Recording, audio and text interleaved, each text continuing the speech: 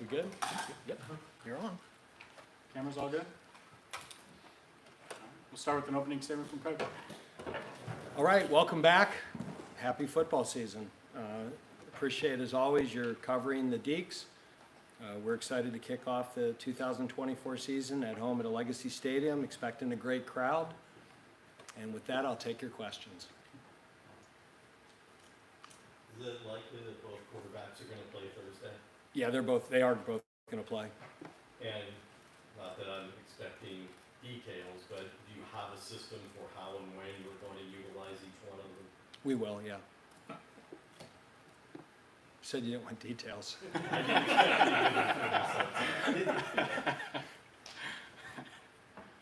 Dave, speaking of the quarterback, since we're there, go ahead and knock it out of the way. What have you seen from those two, especially in the last week or so that we haven't been around? And how close is the competition right now? And who does what well and that kind of stuff? I mean, I'm not going to get into the whole breakdown. They're both playing well. I couldn't look either of them in the eyes right now and tell one of them they won the job or the other they lost the job. And I've done this a handful of times in my career. Is you just got to see who plays better in the games, who leads the team, and when it separates, we'll make the decision. But in camp, it's been back and forth. They've both played well. I think we can win with both of them. I think we're going to need both of them. And it's an opening game, and they're both going to play. And we'll figure out the exact semantics of how we do that between now and Thursday. You've got an or at the wide receiver position also with Micah and with Donnie. What's Donnie's status? Well, Donnie's, right now he practiced and he's going to play. He hasn't practiced a lot this camp. And so we are probably the first game going to start Micah, just because I don't know how many reps Donnie's going to be able to give us, whether it's 30, 35. We're going to somewhat limit him just because he hasn't played in 2 years and he missed a lot of camp. When Donnie is healthy and can play over 50 snaps, he will be the starter. But again, we're certainly rewarding Micah for how well he's playing, but to put Donnie out there for 50, 60 plays after he's missed as much of camp as he has, Mike is going to have to play a good share, and we thought we'd get him out there and give him the first snap, and then Donnie will work into it. Dave talked about how good camps Harry Lodge and Devon Patterson had. Obviously, it was a little bit shocked for some of us for them to send to the first team. What kind of went on there? I mean, they're playing the best at their positions. Harry had the best camp at tight end. We're going to play Cam too. We've always played two tight ends, whether it's Cam Serenay and Devin Pike and Jack Frudenthal and Chapman, and then Chapman and Blake. Those two will both play. The split will be pretty even, but Harry had the better camp. But it's an ongoing competition. If Cam plays better in the game, that thing could switch back and forth. But we're going to need both of them, especially with Michael Frog out. We'd love to get Dom in there a little bit, but Harry won the job. And I would say that if you watch defense, Devon Patterson, I mean, he's one of our 11 best players. And so we had to figure out a way of getting him on the field. So he's a good player. He makes plays, and he'll start, and he's earned it. Same thing with the orders you have on Keegan and Eric, it's a little bit similar to the Micah Donovan, is that they'll both play. Eric was there almost every practice. Keegan missed a lot of camp. He's getting back into shape. To me, Nick Sharp and George Sell are a lot like the quarterback position. Those two guys pretty much were pretty even most of camp. Obviously, we'll have to pick one of them to start the game, but those guys will play, and they're both playing well enough that they'll also alternate in there with Matt Gulbin. So I feel like we have 4 starters inside. I consider Matt Gulbin, Luke Pettibone, Nick Sharp, and George Sell all starters, and we will alternate those guys in there. And that's always what I've wanted to do, is kind of that pair and a spare or 3 and a spare, and the tackle, the two in the spare. So I think we have 3 tackles. And then the other guy that's had a good camp is Zach Vaughn. You know, we'd love to get him in there as well. Dave, aside from Michael Frode, it appears that most of the guys who are missing some time in the middle of camp have showed up on the depth chart. You've got guys like Aiden Hall, you've got Darius Kelly. Is that indicative of the health of your team? With some of them it is. Sedarius's practice. Aiden, I would say, is probably doubtful for the game. He's close, and we'll see how he does the rest of the week. But he would have to have a pretty rapid recovery here to have him available. So I would say Sedarius is probable to almost definite. I'd say Aiden is questionable to doubtful. And you're right, all those other guys are out there. Donovan's out there practicing. Keegan's out there. Yep, they're all out there. They're practicing. And Walker. Yep, Walker's practiced, so they're all in good shape. What, obviously fall camp, it's a grind for the guys. What did you learn about your team during the last month? And what's your thoughts entering this season Thursday? I mean, I think a lot of that, you know, we're going to find out as we play the games, right? I mean, every coach comes out of camp optimistic. I certainly feel that way. Certainly, if you look at the amount of experience and depth that we have back on both line of scrimmages, that's a really good place to start. You know, you have Taylor and Donnie and DeMond and Tate and some younger receivers that have played well, and Cam Height's a good player, and then Harry Lodge is playing well. And so, like, I think this is a team that, you know, I think we're in good shape. I think we're going to have to improve as the season goes on. And there's a different dynamic to college football now, right? So we're going to play a bunch of teams here that have some pretty high payrolls. And we're going to have to play really, really well in those football games. And so, you know, I've had teams that, you know you're in trouble. And I've had teams that, you know, if you just show up, you're probably going to win 8 or 9 games. And then there's those teams in the middle that, do we play clean? Do we take care of the football? Do we not beat ourselves? And do we get better as the season goes on? And some of those teams have pretty special seasons. And I think that's the challenge for this team. Hey, what's your comfort level with kick return, kick cover? You know, again, Dave, I always love those curveballs you throw. You know, the reality, Dave, is we have guys. I feel good about our specialists. They're all back. I think DeMond Claiborne's proven he's a good kick returner. Taylor Marin's a good punt returner. You know, in camp, you don't do a lot of those things live just because those are high impact hits and you want to protect your football team. And that's always one of the scary things the first game you go out there is you haven't really covered a kick live since last season and you're doing it with all new people. Dave, just what's the general excitement about opening up the season on a Thursday night prime time against another inter-triad opponent? I just think the start of every season, right, is just like you've been hitting yourself in spring football and fall camp, and to just be able to start seeing what you have. Like, you go into a lot of years and you think this is your team and this is what you're good at and these are your areas of concern. And then once you start playing the games, a lot of times those things change. And I think part of the thing that we take pride in as a staff is, you know, our ability to adjust and to always play to our strengths. And now we start finding out what those things are. So that's, you know, every year it's that mix of excitement and you got the butterflies and the anxiety, and it's what makes the sport such a great sport. And just outside of a win on Thursday, what are some of the main things from week 1 that you're hoping to, you know, continue into the rest of the season? I want to see us play clean. Like I told our team, you know, the other day when we introduced North Carolina A&T that, like, I want to go out there and I don't want to see us have pre-snap penalties. I don't want to see us miss a line. I don't want to see us fumble the football. We did those things against Elon last year, and that game became a a game into the fourth quarter.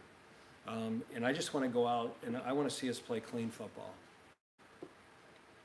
Dave, last year, North Carolina and he struggled. But they've got 16 returning players, and they picked up some quality players on defense. What's your assessment of what to expect for this game? Again, anytime you play a team that gives scholarships, they're gonna have good players. I mean, the cornerback Prunty, he's an NFL prospect. You know, he's a higher ranked prospect than anybody that we have at corner. He's a good player. The running back Christian, they're not listing him as a starter. I mean, that's a kid that played at Virginia Tech. You know, Prunty started 12 games at Kansas as a true freshman. You know, the receiver Caldwell played at South Carolina. I mean, they have guys that were recruited to SEC, ACC, Big 12 schools, and for one reason or another, here they are. You know, now they don't have that at every position across the board, but anytime you play an FCS team, you know, they have players that would play for us and probably play for most teams in the ACC. Week 0 is always a good learning period. You get to take that back and watch the games a little bit. I saw there was some snafus with helmet to sideline communications, 2-minute timeout, how SMU handled their 2 quarterback. Was there some things you kind of picked up on how you think you want to handle things just from being an observer? I didn't really watch any of the games. I unfortunately had a funeral I had to go to, but we always do the teachable moments. You know, whether the kick return that Nevada had, that they fair caught it in the end zone and put the ball at the 1. You know, Florida State had a chance to recover that fumble, and then they just jump on it instead of try to scoop and score it. Who knows what happens? There's always a bunch of things like that happen in a football game.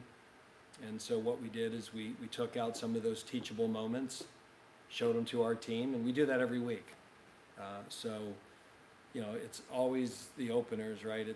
Football is organized chaos, and it's always, there's going to be some situation that pops up that, you know, hopefully we've covered it, and maybe hasn't hit us in 5 years, and that's just the nature of the game. So it's always the clock situations, the special teams plays, all those things. Yeah, I know you're probably excited about what you saw out of Capone Blue and Jamari Glasgow during camp, but it seems like the strength of your defense probably is the experience you have from the defensive line and then that linebacker group. How important is it for them to kind of set the tone for your defense this season? It's really important. You know, you have Jasheen Davis back, 5th year, B.J. Williams, 4th year, Kevin Pointer, 6th year, Bryce Gaines, 4th year, Justin Cody, 6th year, Kendron Wayman, 5th year, Branson Combs, 6th year, Dylan Hazen, Quincy Bryant, 4th year, right? Nick Anderson, 5th year, Evan Slocum, 4th year, Capone Blue, 6th year. You know, we're an older team, and you know, and one of our goals last year before the portal opened was to get that defensive front back, and so we did that. Unfortunately, we didn't get the secondary back. You know, so those guys are gonna have to take the stress. They're gonna have to play well, and you know, our secondary is gonna have to get better as the year goes on. Again, I think we have good players in the secondary. They're just not as experienced at Wake Forest. You know, Capone Blues played a lot of football. He just hasn't played at Wake Forest in the ACC. You mentioned how old the team is. A lot of the talk I've heard from interviewing guys was holding people more accountable. That kind of comes with the territory of having an older team coming off of a season like that, and what have you seen out of the older guys in terms of that? Yeah, I think our team knows what winning football and what a winning culture and what a winning locker room looks like and feels like.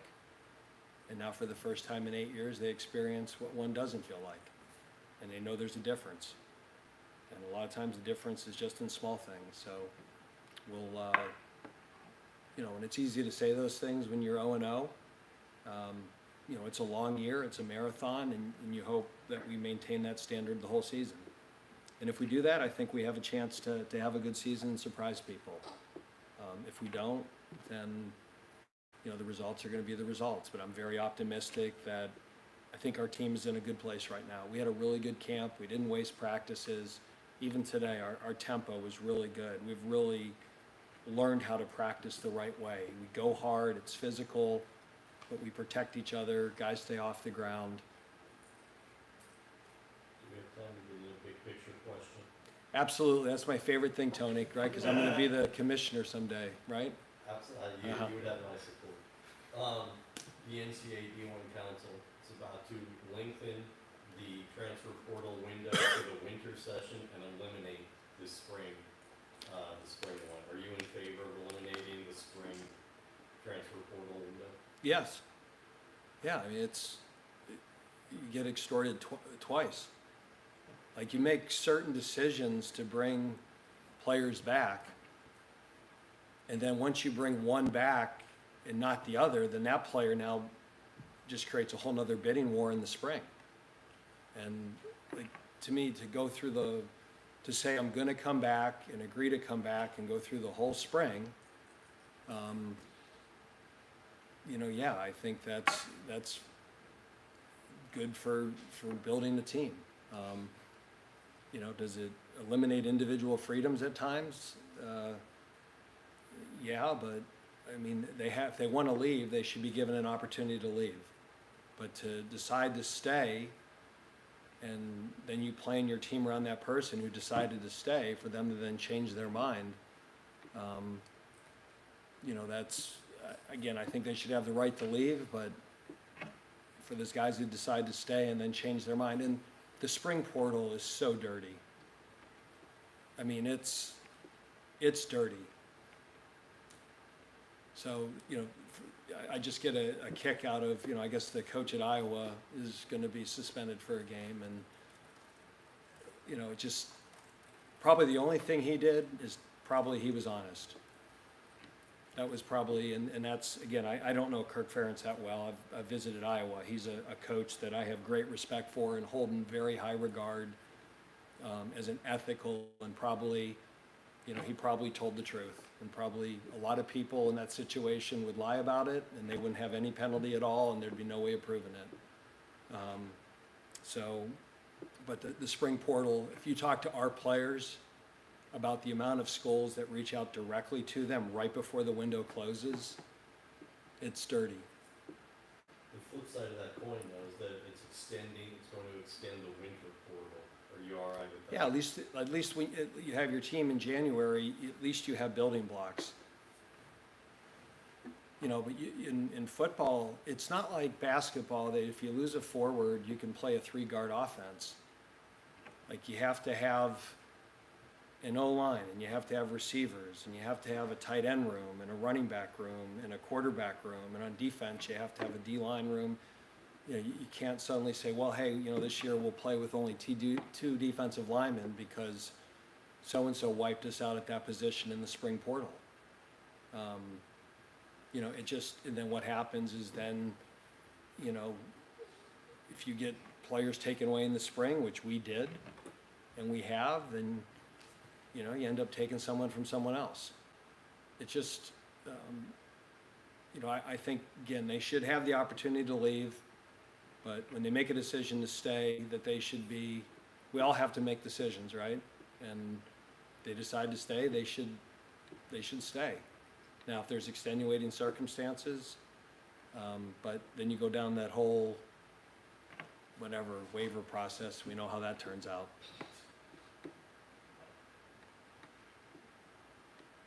Anything that's gonna make a big buzz with that one, like last year after Notre Dame, or no? No, that one's relatively tame, huh? That's fine. It's good. Anything else, guys? Dave, I guess last thing, you stood here, a year ago, and you didn't know how it did, but where do you feel like, are you ahead of where you were last year, across the board, certain positions, or how would you compare it to? Oh, I mean, I think those things are always easy to say. I mean, I always believe we're gonna find a way, right? It's what you have to do, yeah, it's my job. Like, you confront the brutal facts, always believing that you'll find a way to figure it out. So, I thought we were gonna have a good team last year. I'm not gonna get up here and say, well, I knew we had problems and we were in trouble, and this year I feel differently. Every season plays out differently. I think some of the things that we didn't do well last year, we tried to address in terms of personnel and how we practice and the things we put emphasis on. That don't mean a thing until you get out there Thursday night and you kick it off and they keep score. And so I think we'll find out a lot about our football team in the next month and throughout the course of the year. I'm optimistic. I think we have good players, but I also realize who we play. And, you know, there's going to be some really, really challenging games. And we can't control that. We control us. And that starts this week. And that's why, what are you worried about? I just want to see us play clean football. I want to see us get lined up, snap the football, take care of it, tackle well, be aligned correctly, and do our job. And if we do all those things, and a team's better than us and they beat us, I can live with that. What I can't live with is beating ourselves, which is, you know, to me where my frustration last year was. I think at times we beat ourselves. Anything else, guys? Stan, I'm just giving you all these great questions to ask me tonight for the radio show. Just reboot. Okay. We have a recording, so We could do that. I can go out and visit with the crowd tonight. Somebody smarter than me, that would be you, needs to figure that out. You just did. If I was that smart, I wouldn't be a football coach, so. Thanks, guys. See you, thanks.